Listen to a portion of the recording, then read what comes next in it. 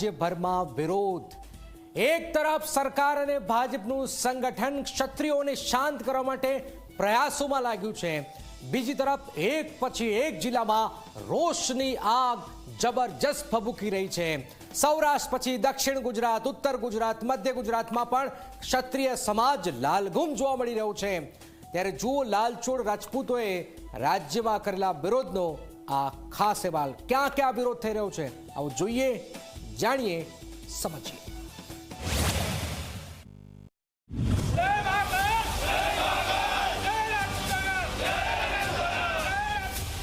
રૂપાલા સામે ક્ષત્રિયો આર્યા પારના મૂડમાં।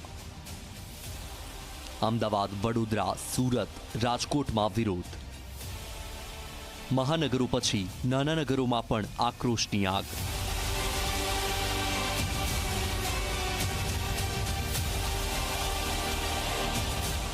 રોડ પરની લડાઈ હવે સોશિયલ મીડિયા સુધી પહોંચી।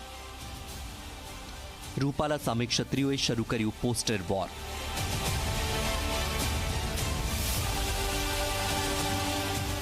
આક્રોશની આગ ક્યારે બુઝાશે તે કહેવું હાલ ભૂલ ભરેલું છે, કારણ કે આગને બુઝાવવાનો ઘણીવાર પ્રયાસ થયો અને થઈ પણ રહ્યો છે, પરંતુ આગ ઓછી થવાની જગ્યાએ વધુને વધુ તીવ્ર બની રહી છે।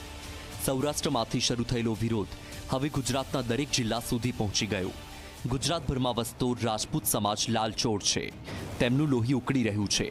ગુસ્સો એટલો છે કે જો રાજાશાહી હોત તો કદાચ કેસરિયા કરી નાખ્યા હોત, પરંતુ હાલ લોકશાહી છે તો ક્ષત્રિયો કલમની તાકાત બતાવી આવેદનપત્રો આપી રહ્યા છે, ફરિયાદો નોંધાવી કાયદાનો માર્ગ અપનાવી રહ્યા છે, ઉગ્ર સૂત્રોચ્ચાર કરી પોતાનો અવાજ બુલંદ કરી રહ્યા છે।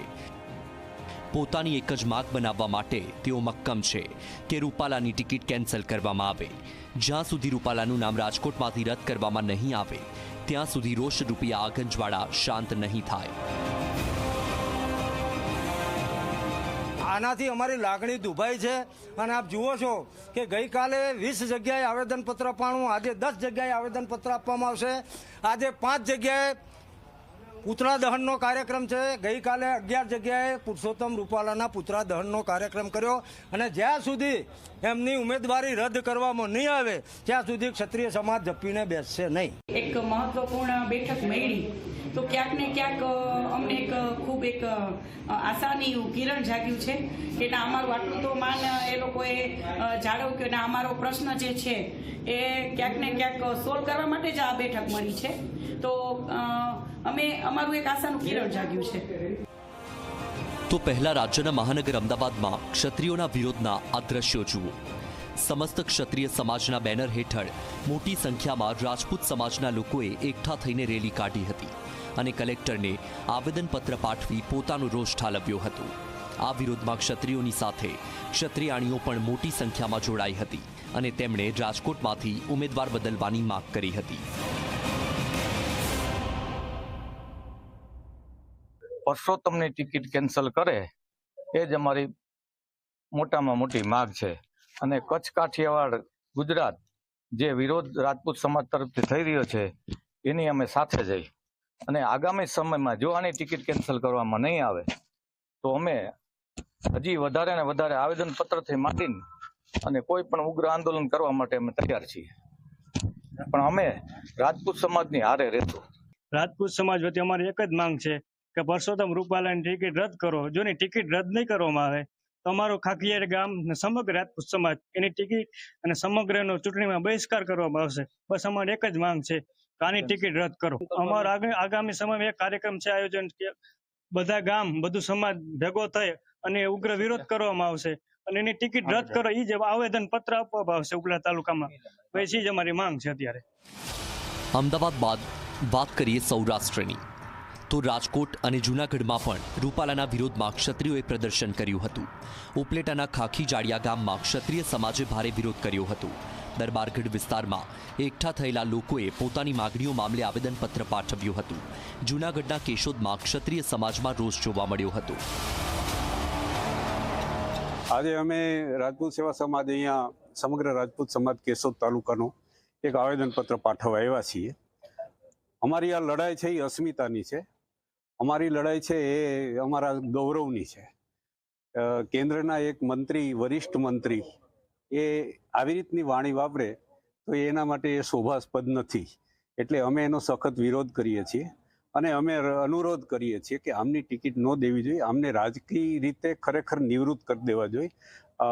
આ શોભનીય નથી. એટલે અમે આ અમારું આવેદનપત્ર આપીએ છીએ. રૂપાલા સામે વિરોધની આગ મહાનગર કે નાના શહેરોમાં જ નહીં પરંતુ નાના ગામડાઓમાં પણ પહોંચી ગઈ છે. ક્ષત્રિય સમાજે વિવિધ ગામમાં પોસ્ટર લગાવી વિરોધ શરૂ કર્યો છે.